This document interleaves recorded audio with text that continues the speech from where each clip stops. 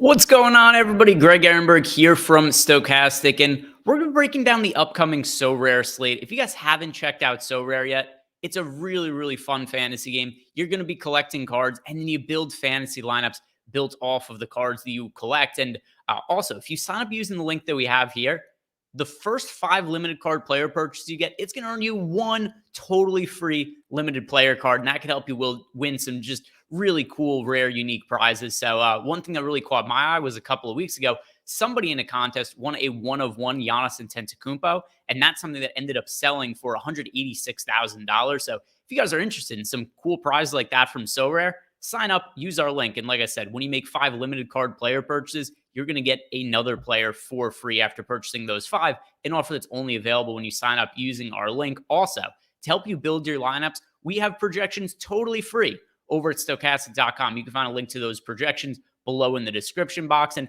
I'm going to be using those to help find who I'm going to identify as the best players for the upcoming slate, which is going to span from Friday through Sunday. So starting with tonight's games, I'm going to be breaking down my favorite plays based on some of our projections and getting into that right now. As you guys come in, do me a favor though, like the video and subscribe to the YouTube channel.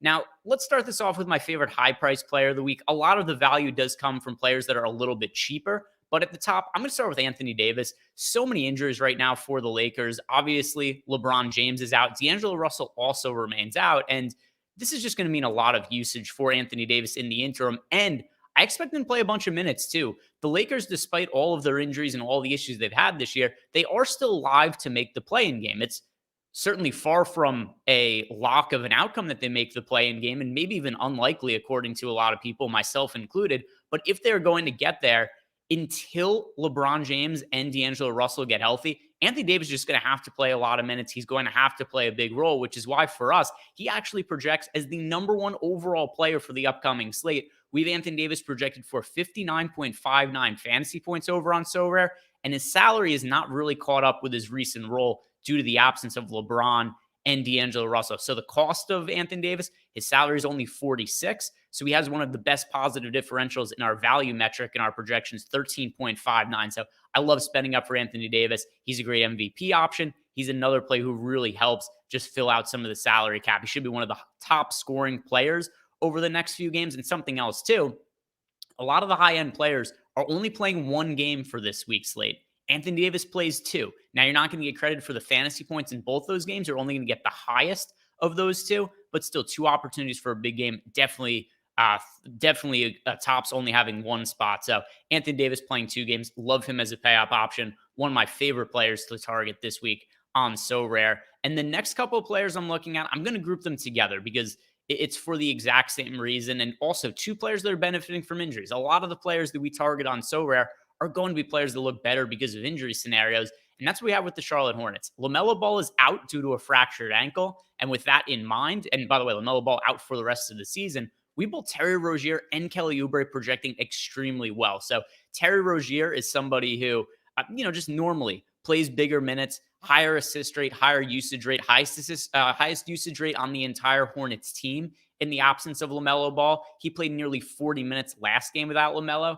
He had an okay but not great fantasy performance, and a little bit frustrating for me, who played a bunch of them in DFS that day as well, is that Terry Rozier just couldn't make shots down the stretch, but he had the opportunities. Unfortunately, he only made 40% of his free throws that game and under 40% of his shots from the field. That's going to normalize going forward. Good value spot to target Terry Rozier. If you look at our current projection on him, we have him projected for 45.61 fantasy points. His salary set at 36 over there. And then if we look at Kelly Oubre, another guy who really benefits from the absence of LaMelo Ball, Oubre is actually our #1 projected value play across every single player for the upcoming slate. Kelly Oubre started in place of LaMelo Ball last game, and he didn't start at point guard, but Terry Rozier slid over to the point guard spot. Oubre moved into the starting lineup, played at shooting guard, and Oubre was coming back from an injury himself, and the Hornets had said that he was on a minutes restriction, but then LaMelo gets hurt. Oubre moves into the starting lineup, plays 36 minutes. So no real injury concerns there or limitation concerns. On my end, we project him really well. I love getting to Kelly Oubre. And like I said, the #1 projected value for us in our Sorare projections for the upcoming slate. The next guy that I'm going to be targeting is another player who I've been looking at quite a bit. If I'm not mistaken, I think I've done, 3 of these videos now, something along those lines. THT, Taylor Horton-Tucker, has been somebody I've featured, I think, in all of them, and his price just hasn't quite caught up yet. So Taylor Horton-Tucker, in the absence of Mike Conley, the Jazz made some moves at the trade deadline. THT has moved to the starting lineup, and it's been a role he's had a good amount of success in. He's had a little bit of variance, too. It's not like he's consistently been good, but what's really nice about Taylor Horton-Tucker and his upcoming slate is that he is another guy who is going to be playing multiple games for the Utah Jazz. So with him playing 2 games and being a higher variance player, we don't have to be too concerned about the floor, because I think it stands to reason that at least in one of those 2 games, he's going to have a ceiling game. He might kind of crap the bed in one of those games, but it's okay. We only need one good game out of Taylor Horton-Tucker. His salary is 25, and we have him projected for 36.27. So an 11.26 differential in the value column. Another player that we rate extremely well in that mid-range salary over on Sorare. And then the final player I'm going to look at is somebody who was projecting well for us, and it looked like his role was finally going to be diminished. That's Matisse Thybulle, because Thybulle's really been benefiting from all the injuries that the Portland Trailblazers have had as of late. And what happens last game?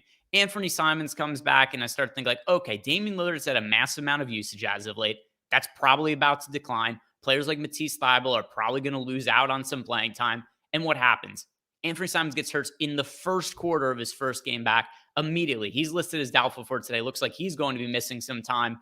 Matisse Thybulle's here to stay. His salary is only 16 over on Sorare, and because of the defensive stats he puts up, he projects really well on Sorare. So you get 3 fantasy points for a defensive stat on Sorare, whereas over on DraftKings, you only get 2. So Thybulle in the Sorare scoring really looks good. This is a guy who racks up a ton of defensive stats. And just look at some of these recent games for Matisse Thybulle, who, by the way, is far from a juggernaut on the offensive end of the court. But on the defensive end, he gets it done with a lot of defensive counting stats. Here are the recent starts that he's had. Our last game against New Orleans, 1 steal and 4 blocks. Against the Warriors, 1 steal and 2 blocks. Against the Rockets, 2 steals and a block. Against the Kings, 2 steals. Against the Wizards, 4 steals. And against the Lakers, 1 steal and 3 blocks. Those are all of his games that he's played and started so far for Portland. It looks like those defensive stats are here to stay. Makes him look good on Sorare. He's my favorite cheap play of the week. So just to recap, these are my 5 favorite plays overall on Sorare for the Friday through Sunday slate: Anthony Davis, Terry Rozier, Kelly Oubre, Taylor Horton-Tucker, and Matisse Thybulle. I hope you guys have a great weekend. Good luck with this slate. Don't forget, if you're signing up over at Sorare for the first time, make sure to click on our link below to sign up, because when you use our link, you purchase 5 players, 5 limited players, and you're going to get a 6th for free. So take advantage of that opportunity. Before you leave, also like the video, subscribe to the YouTube channel. Good luck, guys.